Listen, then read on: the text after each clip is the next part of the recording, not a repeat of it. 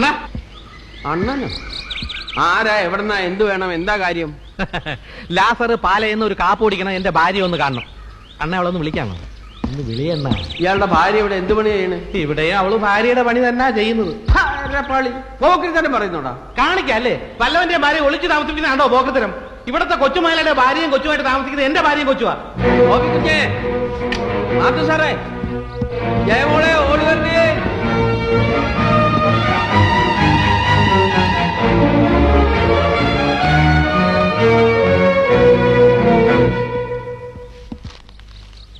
കണ്ടിട്ടൊരു അവലക്ഷണം പിടിച്ചവനെ പോലുണ്ടല്ലോ. തനി അതെന്റെ അച്ഛന്റെ കുഴപ്പ. താൻ വലിയ ക്രോസ് സംസാരം നടത്തണ്ട. മര്യാദക്ക് എന്റെ ഭാര്യ കൊച്ചിനെ വിളി. താൻ ആരോടാണോ? ഉടക്കാൻ നിൽക്കണ്ട. ഡാഡി പറഞ്ഞ ശരിയാ.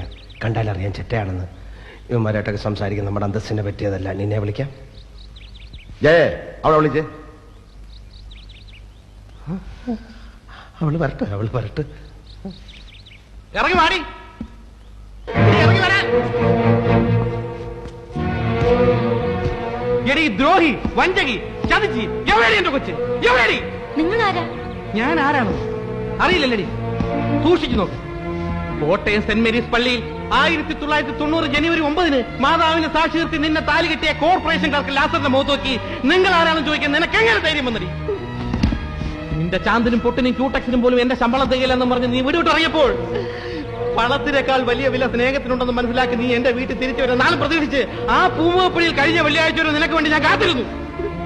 നാട് മുഴുവൻ എന്നെ എന്റെ കുഞ്ഞിനെയും തേടി, നിന്നെയും നിന്റെ കുഞ്ഞിനെയും തേടി ഇവിടെ കാണാൻ വന്നപ്പോ ഇത്ര ക്രൂരമായി നിങ്ങൾ ആരാണെന്ന് എന്റെ മുഖത്ത് നോക്കി നീ ചോദിക്കുന്നത് ഒരിക്കലും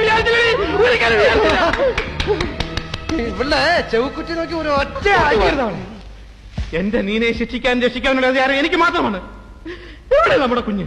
ഒന്ന് കാണാനാണ് ഓടി വന്നത്. Please please. എനിക്ക് ഇയാളെ അറിയാം. കോളേജിൽ വെച്ച് അന്ന് ഇയാളുടെ പേര് മണികണ്ഠൻ എന്നായിരുന്നു അല്ലേ? അതെ, അതിനുശേഷം നിന്നെ കല്യാണം കഴിക്കാൻ വേണ്ടിയല്ല ഞാൻ ജാതി മറി ലാസറായത്.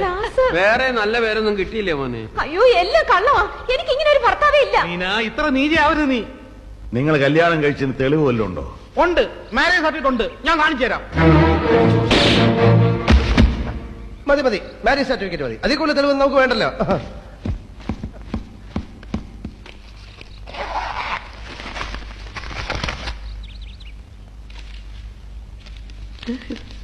ഇതങ്ങനെ ഒരാളെ മനസമാധാനത്തോടെ കൊല്ലാനും സമ്മതിക്കില്ല. ഇതെന്തോടോ ഇത് ഞാൻ അടുക്കളയിലെ ഷെൽഫിലാണ് വെച്ചിരുന്നത്. അങ്ങനെ പറ്റിയതാവും. ഇത് മാരേജ് സർട്ടിഫിക്കറ്റ് തന്നെയാണ്. സീൽ കത്തിയിട്ടില്ല, നോക്കിയാൽ മതി. നോക്കിയാൽ മനസ്സിലാവും. അയ്യപ്പസ്വാമിയാണ് കർത്താവാണ് സത്യം. അയ്യപ്പസ്വാമി ജാതി മാറി വെച്ച് നമുക്ക് പഴയ ദൈവങ്ങളെ മറക്കാൻ പറ്റുമോ? ശരി, ഞാൻ നിന്റെ ഭർത്താവല്ല, സമ്മതിച്ചു. പക്ഷെ നീ പറഞ്ഞത് എനിക്ക് ഓർമ്മയുണ്ട്. നീ ഒരു പണക്കാരന്റെ ഭാര്യയായിട്ട് ജീവിക്കുന്നത് കാണിച്ചു തരാന്ന് പറഞ്ഞാൽ നീ ഇവിടെ വിട്ടിറങ്ങിയത്. നീ സുഖമായി ജീവിച്ചോളൂ. പക്ഷെ എന്റെ കുഞ്ഞ്, എന്റെ സ്വന്തം സ്വന്തം ചോരയെ പറഞ്ഞ കുഞ്ഞ്, എനിക്കത് വേണം. നിന്റെ ചോര എ പോസിറ്റീവ് ആണോ? ഇമോഷണലായി സംസാരിക്കുന്നതിനിടയിൽ തമാശ പറയരുത്. അടുക്കളക്കാരി നോക്കിയാൽ മതി. കുടുംബാര്യത്തിന് നടവണ്ട.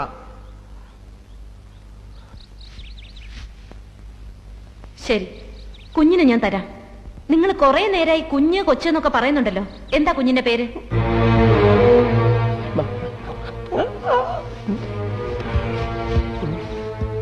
പേരിലെന്തിരിക്കുന്നു? ബന്ധത്തിലാണല്ലോ കാര്യം. സ്വന്തം അച്ഛന് കുഞ്ഞിന്റെ പേരറിയായിരിക്കുമോ? അതല്ല, പക്ഷെ സാറൊന്ന് ആലോചിക്കണം. സ്വന്തം കുഞ്ഞിന്റെ പേര് പറഞ്ഞ് അത് സ്വന്തം കുഞ്ഞാണെന്ന് തെളിയിക്കേണ്ടി വന്ന ഒരു തന്തയുടെ മനോവേദന. ലോകത്ത് ഒരു അച്ഛന് ഇങ്ങനെ ഒരു ഗതികേട് വരുത്തരുത് ഗുരുവായൂർ. കർത്താവേ, അതേത് കർത്താവാണ്? അണ്ണാന്ന് വിളിച്ചോ, ആണ്ട് വേറൊന്നും വിളിപ്പിക്കരുത്.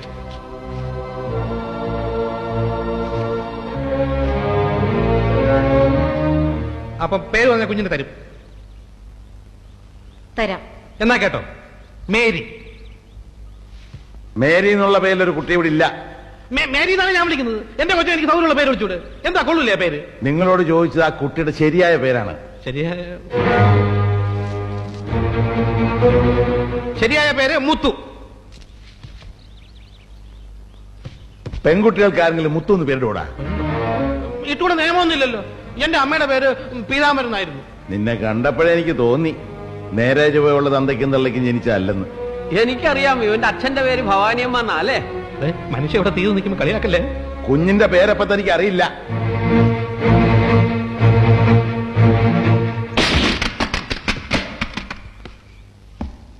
എന്താ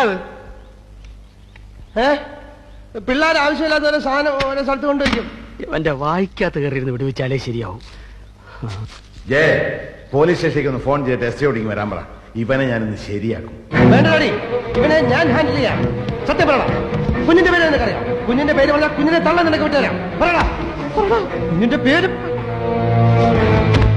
മല മല മല, കുഞ്ഞിന്റെ പേര് മല. മലയോ? പോലീസിനെ വിളി. മലയല്ലടാ, കുന്ന് കുന്ന്. നിന്റെ അമ്മയുടെ 16 അടി നടന്നില്ലേ ആ കുന്ന്. കഴുത, മല കഴുത.